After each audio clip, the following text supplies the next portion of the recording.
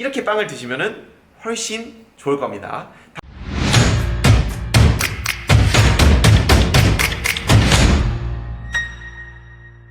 안녕하세요, 충TV입니다. 저번 시간에 빵을 먹으면 왜 살이 빨리 찌는지에 대해서 제가 다뤄봤죠. 이번 시간은 빵을 먹으면서 살 빼는 방법에 대해서 알려드리겠습니다.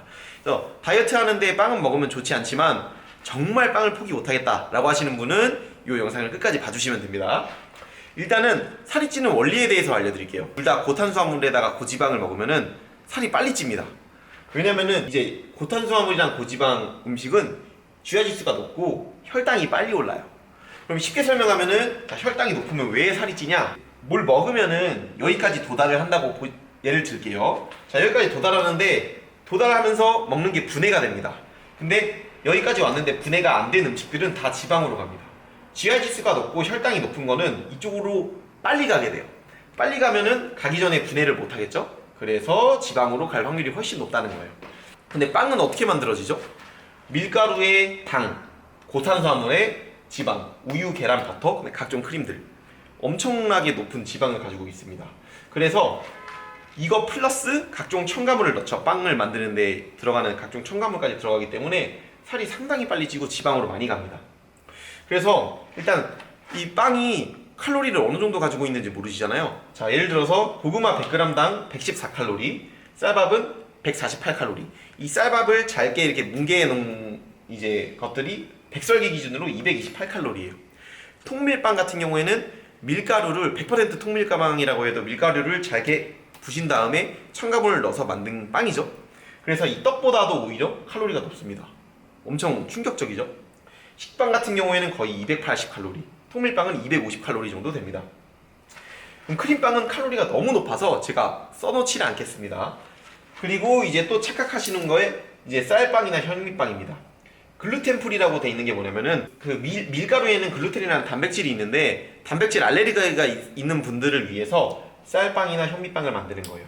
그러면은 쌀을 잘게 뭉개뜨린 게 떡이죠.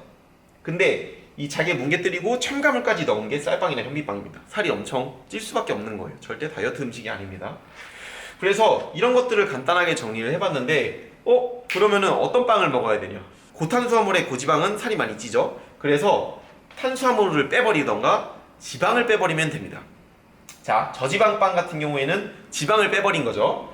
자, 이 지방은 우유, 계란, 버터, 그 다음에 각종 첨가물들이랑 뭐 크림 이런 게 지방이 많고 그런 것들을 다 뺀 빵이 어떤 게 있을까요? 바게트, 깜빠뉴, 치아바타, 베이글 많이 들어보셨죠?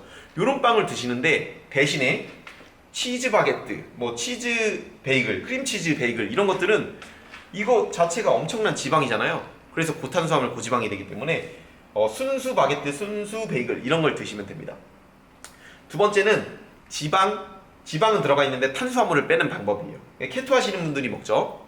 자, 밀가루를 빼버리면 되겠죠. 밀가루랑 당을 빼셔야 돼요. 그래서 밀가루 대신에 사전자피가루, 아몬드가루, 코코넛가루, 그 다음에 설탕이 안 들어가고 인공 감미료를 넣는 겁니다. 이렇게 만든 빵을 이제 찾아보시고 드시면 돼요. 근데 아무리 좋은 빵이어도 일단은 빵 자체가 보면은 쌀밥이나 고구마에 비해서 칼로리가 너무 높아요. 게다가 이제 혈당 지수까지 높아요. 그래서 칼로리를 낮추고 혈당 지수도 낮고 GI 지수도 낮은 것을 선택을 해야겠죠. 그러면 빵을 먹는 팁을 알려드리겠습니다. 우선 100% 통밀이나 100% 호밀빵이 칼로리가 낮지는 않지만 훨씬 다른 빵보다 살이 빠지는 이유는 GI지수가 상당히 낮습니다. GI지수가 60대여서 100% 통밀이나 호밀을 먹어서 적정량을 먹게 되면은 지방으로 덜 빠지겠죠. 그리고 이거를 간식으로 먹지 말고 밥 대신에 주에 1회에서 2회 정도 먹으시면 됩니다. 그리고 저녁보다는 아침이나 점심으로 빵을 드시면 됩니다. 자기 전에 말고 아침이나 점심에 빵을 먹으면은 활동을 하면서 분해를 하게 됩니다. 그래서 될 수 있으면은 이제 빵을 먹는 날이다 라고 하면은 아침이나 점심에 드셔주시고요.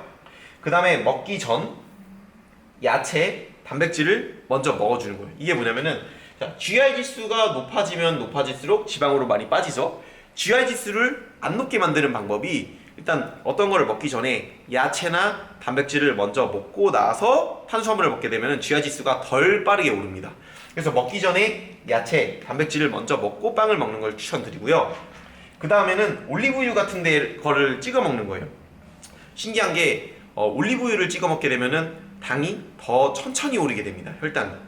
그래서 이탈리아 같은 이제 레스토랑 가면은 그냥 올리브유 같은 거 빵 찍어 먹잖아요. 이게 그냥 겉멋이 아니라 훨씬 건강하게 먹을 수 있는 방법입니다.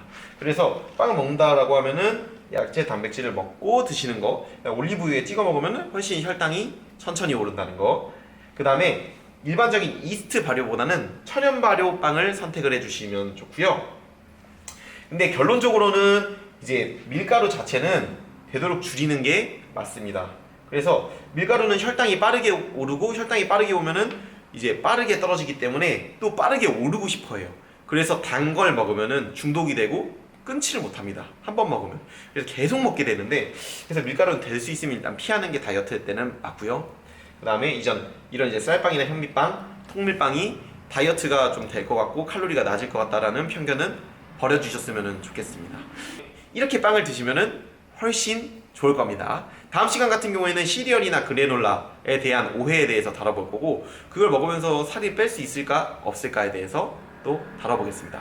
충우TV였습니다. 구독과 좋아요 부탁드릴게요.